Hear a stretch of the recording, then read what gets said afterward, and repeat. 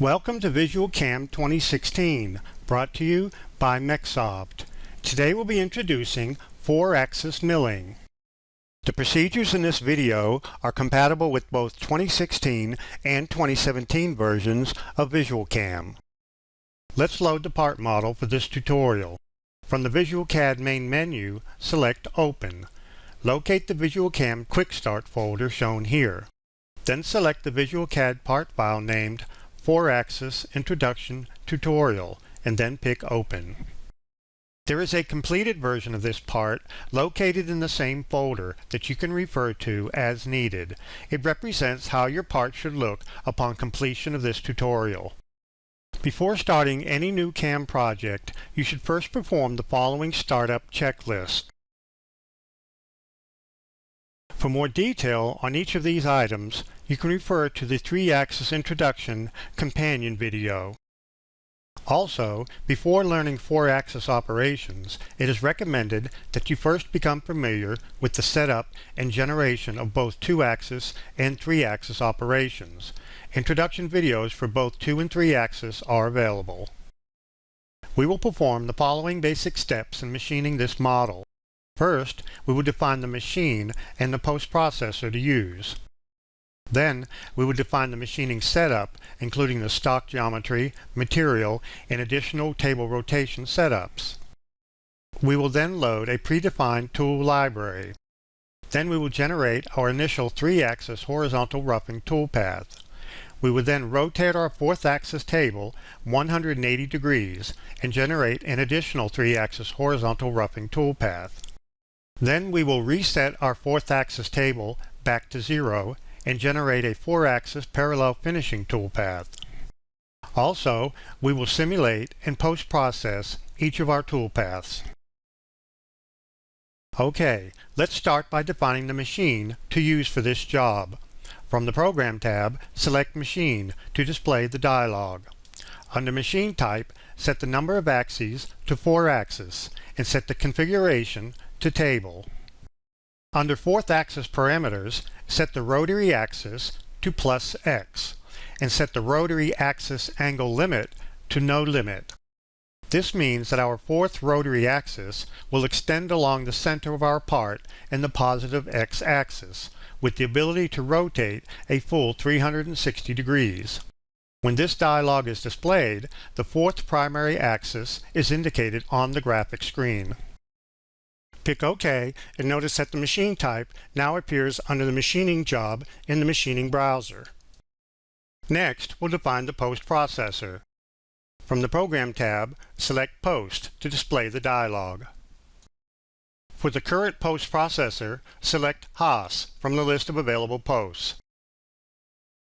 Then set the posted file extension to NC. Other file extensions are available depending on your machine requirements. Pick OK and notice that the post type now appears under the machining job in the machining browser. Now, let's define the machining setup. If there is no setup one listed under your machining job, the system automatically creates one when a work zero or an operation is generated. However, by default, the MCS or Machine Coordinate System is already aligned with the WCS World Coordinate System, so this step is not required for this part. However, in production, you can have multiple setups and assign different machining orientations for each. In this step, we'll define the raw stock from which to cut the part. From the Program tab, select Stock, and then select Box Stock from the menu to display the dialog. For the stock dimensions, we'll set the length to 9.75, and the width to 3, and the height to 3 also. Note that the stock dimensions you enter here are measured from the corner of the bounding box selected in this dialog.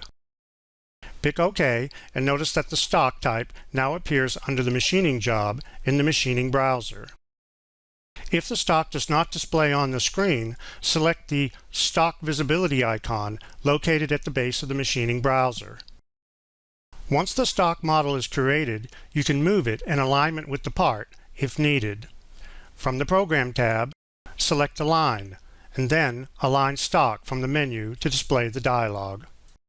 We will be removing material from all sides, so for Z alignment, we'll select Center, and for XY alignment, we'll also select Center and then pick OK. The stock is now centered about the part.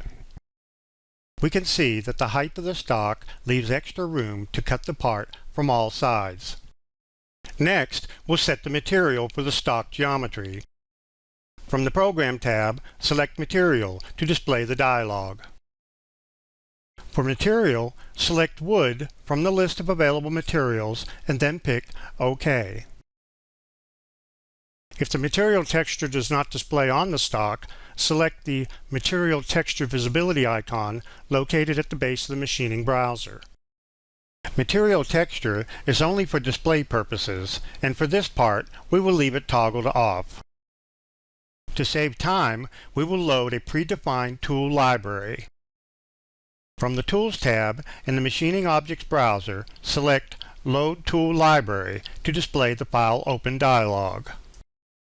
Select the predefined tool library file named 4-Axis Introduction Tutorial, located in the default data folder, and then pick Open. The message says that 2 tools were added, and we see that a 1/4 inch flat mill and a 1/4 inch ball mill appear in the Machining Objects browser. If you double-click on one of the tools, you see it displays the Create Edit Tools dialog with its dimensions and speeds and feeds parameters already defined. We will be using the 1/4 inch flat mill for our horizontal roughing and our 1/4 inch ball mill for our 4-axis parallel finishing operation. Now, let's discuss our approach to machining this part. You can see that we have added a 1/4 inch cylindrical core along the center of the part that extends out the full width of the stock. This will serve to anchor the part to the stock during machining. You can also see that we have added a planar rectangle at the center line of our part on the XY plane. This will serve as containment for our 2 horizontal roughing operations. In our initial setup 1, we will use a 3-axis horizontal roughing operation to rough out the part from the top of our stock down to the center line. We will then create setup 2 that indexes our rotary table 180 degrees and then use a second 3-axis horizontal roughing operation to rough out the part from the bottom of our stock up to the center line. We use the terms top and bottom for display purposes only. The actual stock on the 4-axis CNC machine will be rotating along the x-axis. Once the second 3-axis horizontal roughing operation is complete, we will then create a setup 3 that will index our rotary table back to 0. Then we will program our 4-axis parallel finishing operation. During this operation, the rotary table will index a full 360 degrees to finish the entire part along the x-axis. So if you're ready, let's get started. We will begin with the 3-axis horizontal roughing operation with the rotary table set to its default index of 0. This is labeled Setup 1 under the Machining job in the Machining browser. From the Program tab, select 3-axis and then Horizontal Roughing from the menu of 3-axis operations. This will display the Horizontal Roughing Operations dialog. By default, the Control Geometry tab is displayed first, allowing you to define drive and/or containment regions. In 3-axis, this tab is basically used if you want to contain your toolpath to a specific area of the part. We'll select the Drive Regions tab and then pick the Select Drive Containment Regions button. The dialog will minimize and will select the planar rectangle that we created at the center line of our part in the XY plane, and then right-click or press Enter to continue. The dialog reappears and we see that Drive Region 1 was added to the list of selected machining regions. You can verify this by selecting it from the list and it will highlight on the graphic screen. Now we switch to the Tool tab of the dialog and select the Flat Mill 1/4 inch tool from the list of available tools. Note that the tool parameters of the currently active tool are always displayed in the status bar at the bottom of the Machining Objects browser. Now we switch to the Feeds and Speeds tab. select the Load From Tool button. The system will retrieve the feeds and speeds parameters that were set when the tool was defined and associate them with the current operation. Next, we'll switch to the Clearance Plane tab.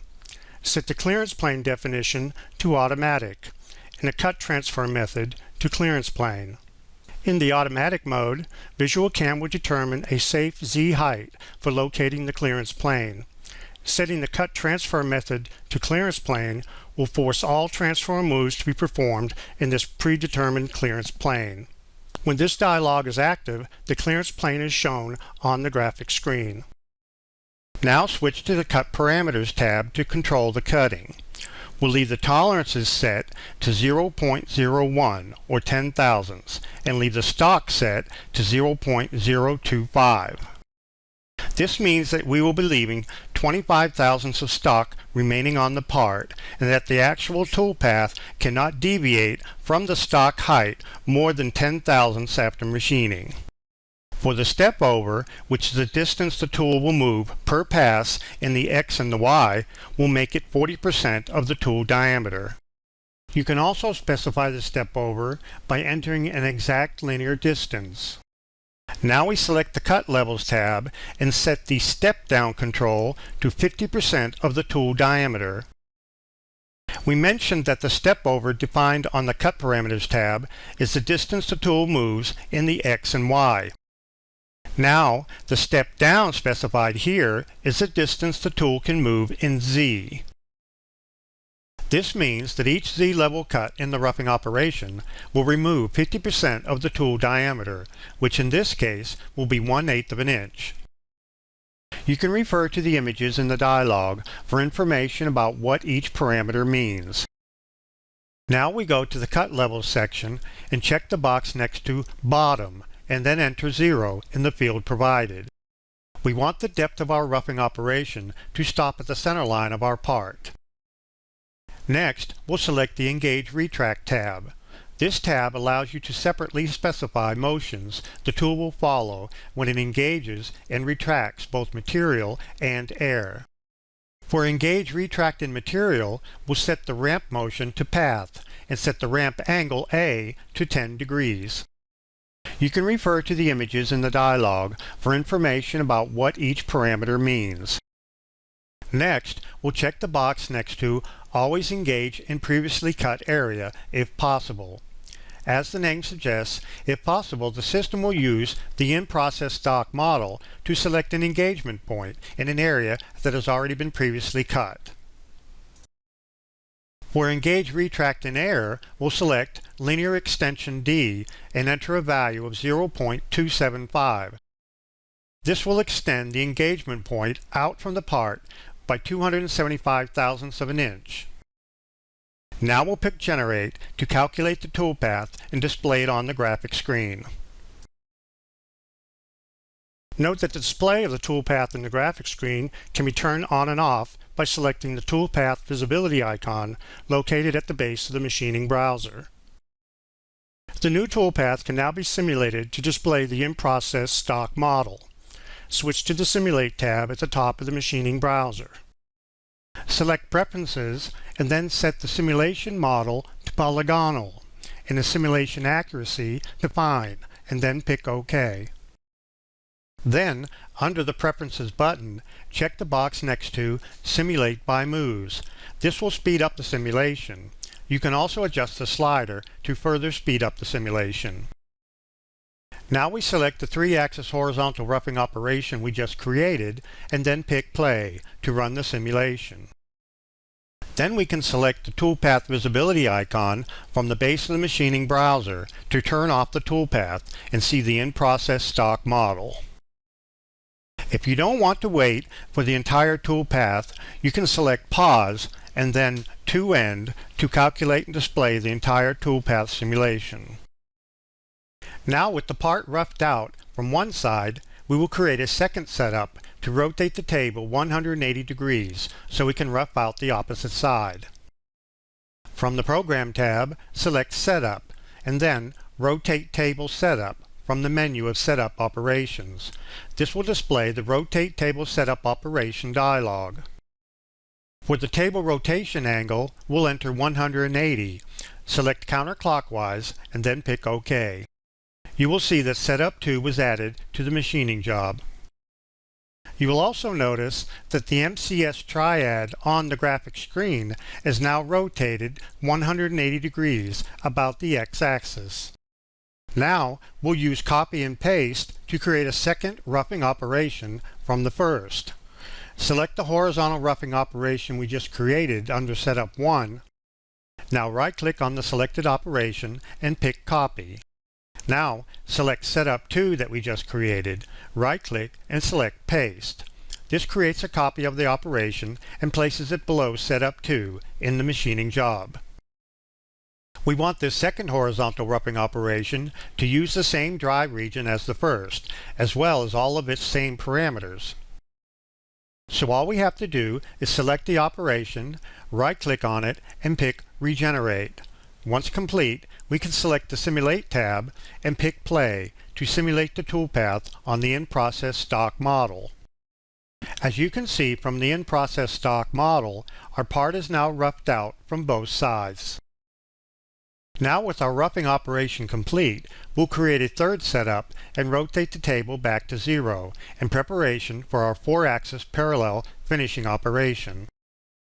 From the Program tab, select Setup and then Rotate Table Setup from the menu of Setup Operations. This will display the Rotate Table Setup Operation dialog. For the table rotation angle, we'll enter 0 and then pick OK. You will see that Setup 3 was added to the machining job. You will also notice that the MCS triad on the graphic screen is now rotated back to 0 degrees. Now we're ready to program our 4-axis parallel finishing operation. In this method, finish cutting is performed by varying the table rotation continuously as the tool traverses along or across the rotary axis.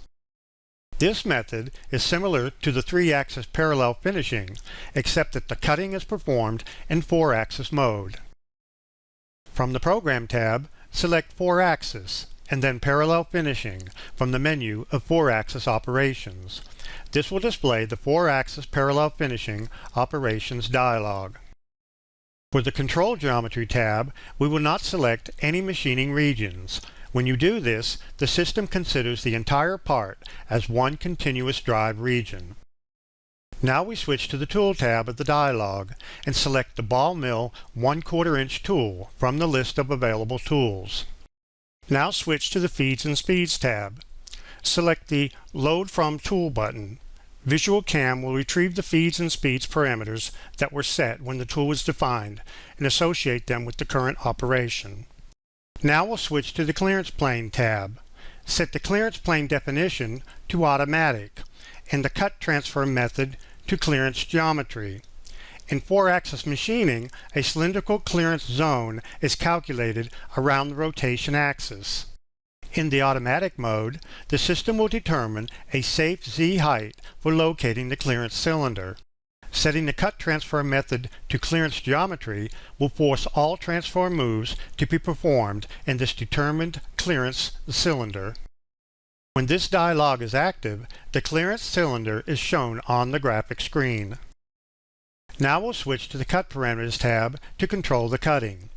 Under Global Parameters, we'll set both the in tolerance and out tolerance to 0.001 and set the stock to 0. This means that the toolpath cannot deviate above or below the actual part surface more than 1/1000th of an inch. For the cut pattern, we'll select Along Axis, a zigzag pattern, and Low to High.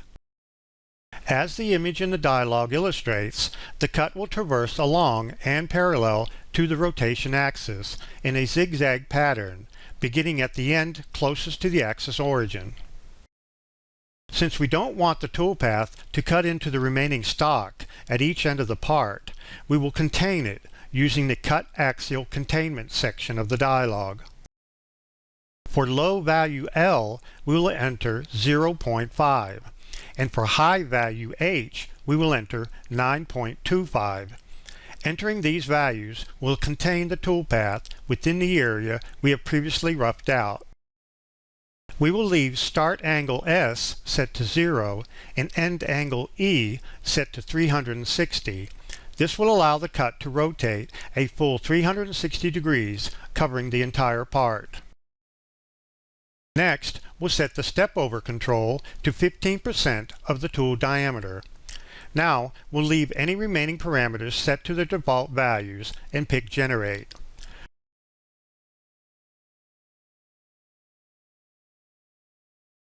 Once complete, we can select the Simulate tab and then pick Play to simulate the toolpath on the in-process stock model.